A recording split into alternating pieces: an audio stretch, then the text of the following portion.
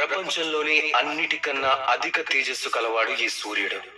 అందరికన్నా అధిక ఉజ్వలుడు, అందరికన్నా అధిక శక్తిశాలి. కానీ మీరు ఎప్పుడైనా సూర్యోదయాన్ని చూసారా? ఇదే శక్తిశాలి అయిన సూర్యుడు ఎలా ఉదయిస్తాడు అని?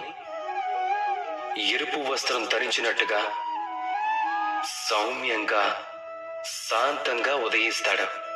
ఇంకా ఇదే ఒక గొప్ప వ్యక్తికి ఉండాల్సిన గుణం.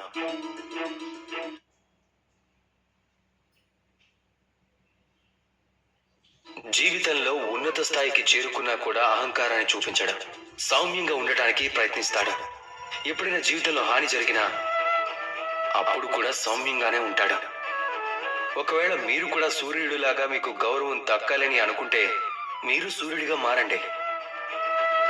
ఎప్పుడైతే జీవితంలో సంతోషం వస్తుందో, ఆనందం కలుగుతుందో అప్పుడు సరిహద్దులను దాటద్దు.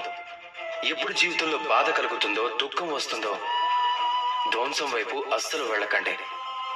సౌమ్యంగా ఉండండి, శాంతంగా ఉండండి, సూర్యునిలాగే ప్రకాశిస్తూ ఉండండి. జీవితంలో ప్రతి క్షణంలాగే ఇది కూడా ఒక్క క్షణమే. ఒకవేళ ఇందులో మీకు సంతోషం కలిగినా లేదా ఇందులో మీకు దుఃఖం కలిగినా ఈ క్షణం కూడా వెళ్ళిపోతుంది. రాధాకృష్ణ.